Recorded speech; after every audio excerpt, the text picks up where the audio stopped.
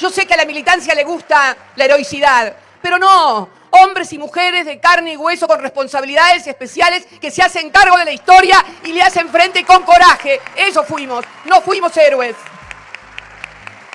Y fundamentalmente, con ideas claras. Quiero también ser muy clara. Nadie está desconociendo la legitimidad de origen del presidente. Si hay algo que siempre he reconocido es la contundencia y lo inapelable que es el voto popular. Nadie está discutiendo, pero la legitimidad de origen necesita legitimarse también en la gestión y en los resultados de la gestión. Miren, quiero contarles una anécdota referida a esta particular circunstancia de hace 21 años. Todos saben, Menem salió primero con el 24% de los votos, Néstor segundo con el 22%. Fíjense qué cosa. Si la elección esta que pasamos fue una elección de tercios, aquella fue una elección de cuartos. Ninguno llegaba ni al 25% y el pelotón de atrás ni siquiera llegaba al quinto. Fue una elección de cuartos y quintos. Tal era la fragmentación que tenía la sociedad. Había gente que se iba para no votar al kilómetro 501. Sí, en la parlamentaria anterior había salido el voto salame, el voto clemente, desprestigio total, todo privatizado, déficit cero. Y entonces, lo de siempre, se acabaron los dólares, había que garpar, y cuando se acaban los dólares y hay que garpar, se cae la Argentina. Es la historia de los últimos 40 años. Creo que esto lo tenemos que tener muy claro. Y le iba a contar una anécdota, porque en esos días, después del 27 de abril, como había toda una consigna de que se iba a reagrupar el voto, como se reagrupan los balotajes,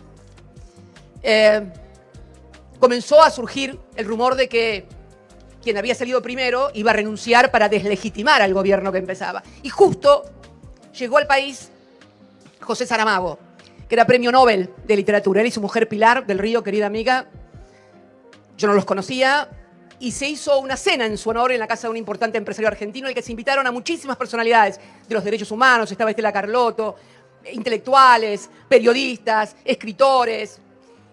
Y ya el tema era que renuncia a ir al balotaje. ¿Qué van a hacer ustedes? Esto no me olvido más.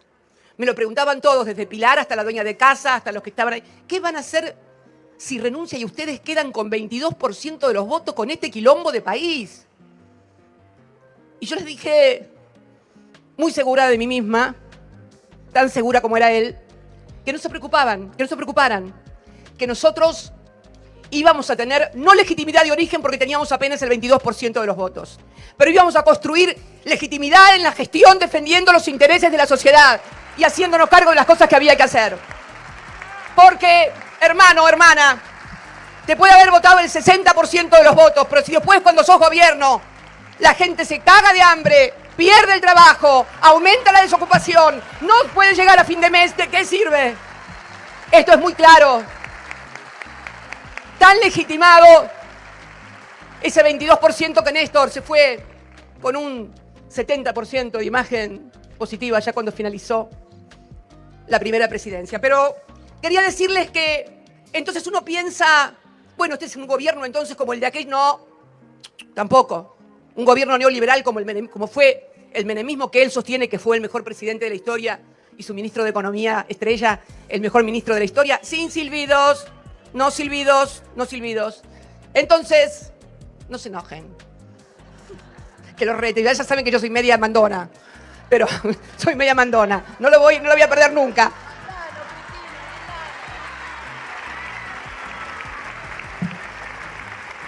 ¿Y qué es entonces este gobierno? No es por... Tiene algunos puntos de contacto. Por ejemplo, relaciones exteriores. Bueno, en aquella época eran relaciones carnales.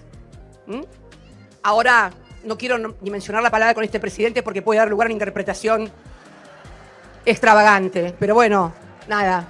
Relaciones carnales. Se dio un episodio también internacional igual que ahora, con el episodio del Medio Oriente entre Israel e Irán. Y en aquel momento no era Irán el régimen teocrático de los ayatolás, era Irak, con K. Y era Saddam Hussein y las armas químicas. Y el gobierno de ese entonces, cuando Saddam Hussein ocupa Kuwait, Bush padre era presidente en Estados Unidos, manda 2 fragatas misilísticas argentinas a combatir al Medio Oriente. Mambrú se fue a la guerra. Mambrú se fue a la guerra. Hasta eso también. Privatizaciones. Ni qué hablar de estas privatizaciones medias que llevan ahora. En aquel momento se privatizó todo el patrimonio estatal. Todas las hidroeléctricas. Todos los troncales. Para que tengan una idea, Segva, entre otras cosas, se dividió en la distribución entre Edenor, Edelap y Edesur. Fíjense la magnitud de lo que era el patrimonio estatal. Chocón, Cerros Colorados, Futaleufú, todo lo hídrico. Las líneas telefónicas. Y es que nosotros estamos en contra de las que cuando volvimos retrotrajimos todo y dijimos, no, todo vuelve al Estado. No, porque ni privatistas ni estatistas. ¿Qué recuperamos? Primero, agua y energía a través de una ley del Congreso porque la compañía francesa no cumplía y no había agua en todo el conurbano bonaerense, no había una sola línea tendida. Recuperamos Aerolíneas Argentinas. ¿Pero por qué recuperamos Aerolíneas Argentinas? Porque a la altura del año 2008, el Estado Nacional pagaba el combustible de los aviones de Aerolíneas Argentinas, que era de la compañía estatal Iberia española, y pagaba los sueldos de todo el personal de Aerolíneas Argentinas. Una cosa insólita. El Estado pagando combustible y todos los sueldos. O sea, no hubo más remedio que recuperar Aerolíneas Argentinas por el Estado irregular. Y de YPF también, cuando Repsol había convertido a una compañía petrolera en una compañía financiera y entonces hubo que recuperar porque teníamos que recuperar la soberanía energética como realmente se recuperó a partir del año 2012. Mención aparte, paso un aviso. Marzo, voy a hablar después más adelante de eso, Vaca Muerta bate récords de producción. Récords de producción, casi 400.000 barriles día. De nada. De nada. Y recuperamos también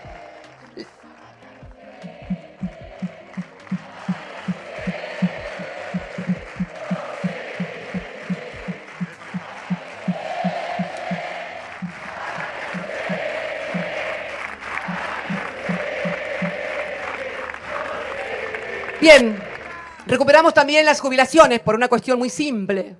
El Estado estaba pagando el 60% de las pensiones. ¿Por qué? Porque las AGFP se quedaban con la crema, con los salarios más altos y los salarios más bajos los pagaba el Estado. Absurdo. Y se recuperó. Pero entonces, si todo aquello no dio resultado, además en un marco internacional absolutamente favorable a ese proyecto neoliberal, en el 89, cuando asume Menem, se cae el muro de Berlín. Sale el Plan Brady, que fue el salvataje que el Tesoro de los Estados Unidos hizo a los bancos que se habían endeudado con los petrodólares y lo presentó como que ayudaban a la deuda externa de los países de Latinoamérica. No.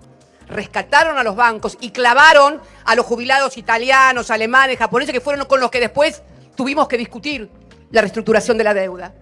Ese fue el escenario internacional. Pero además en lo nacional, hubo un plan Bonex que llevó todos los pasivos remunerados que hoy nadie se lleva, por lo pronto hasta ahora. Y hubo un plan que es lo que le falta a este gobierno, por más que el presidente se enoje y haga caritas y burlitas y todas esas cosas, no tiene plan de estabilización. Mire cómo se lo digo, no tiene plan de estabilización. Que sí lo tuvo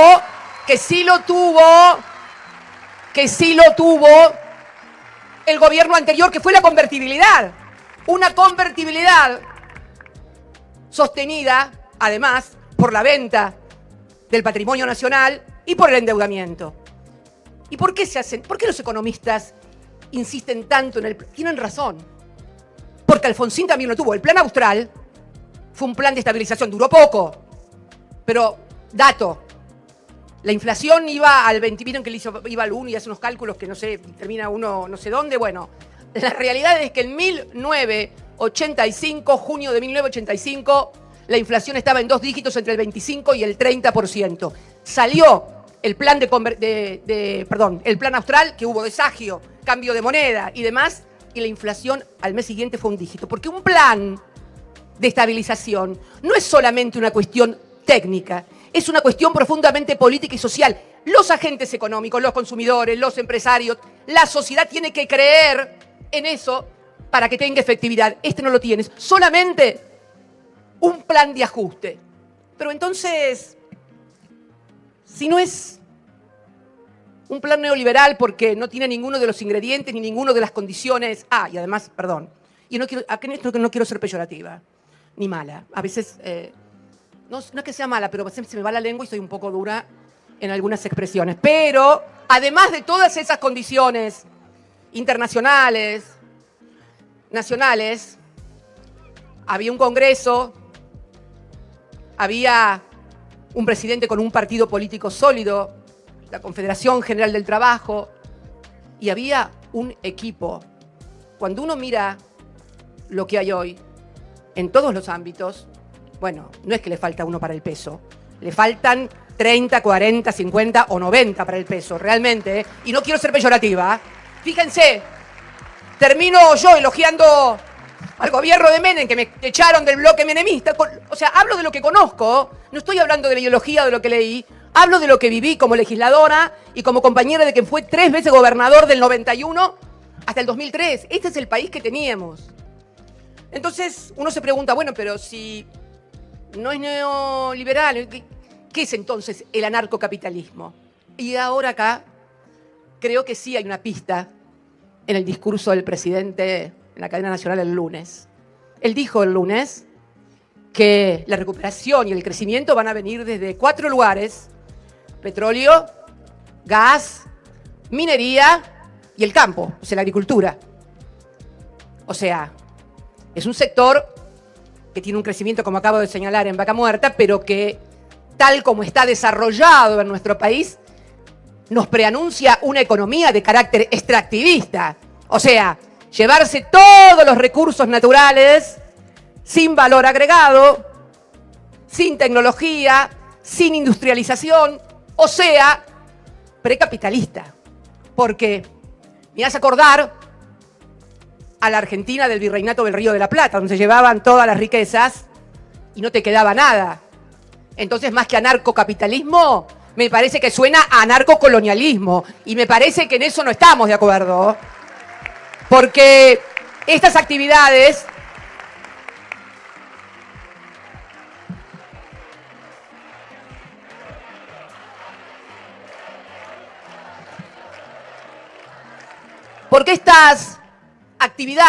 hoy son de carácter extractivo, pero además, ¿alguien piensa que con estas 4 actividades de carácter netamente extractivista vamos a generar trabajo y de calidad para 47 millones de argentinos? ¿En serio? No me dan los números. Porque, por ejemplo, en Santa Cruz, primera exportadora de oro y petróleo, pero son 9.000 empleos aproximadamente, ¿eh? Y lo mismo pasa en petróleo. Uno puede ir a Neuquén, pero los que trabajan en el petróleo, los trabajadores con muy buenos sueldos, mineros, petroleros, pero ¿qué vamos a tener? No nos va a alcanzar, y es lo que va a pasar y que ya empezó a pasar con el otro gran fenómeno que sí va a ser igual que el otro, que es el de la desocupación. Y yo sé que tal vez muchos argentinos ya se hayan desacostumbrado a la desocupación, porque es cierto que a partir del año 2003 comenzamos con la industrialización y con un trabajo de plena ocupación, de que la gente tenga laburo, pero lo cierto es que cuando a Néstor le eligieron, o salió segundo, mejor dicho, en un día como hoy, había 25% de desocupados, un cuarto de la población estaba desocupada. Y es tremendo que el sueldo como hoy no alcance. Y como inclusive no alcanzó tampoco durante nuestro gobierno, que fue el problema que tuvimos. Lo veo acá a dirigentes sindicales de primera línea, con por primera vez el trabajo registrado con trabajadores pobres. Nunca había pasado. Y es feo y es malo, pero peor que no te alcance el sueldo es no tener salario a fin de mes. Este es el gran drama que se va a avecinar y que el presidente debe comprender. El presidente tiene que comprender que debe dar un golpe de timón a esta política.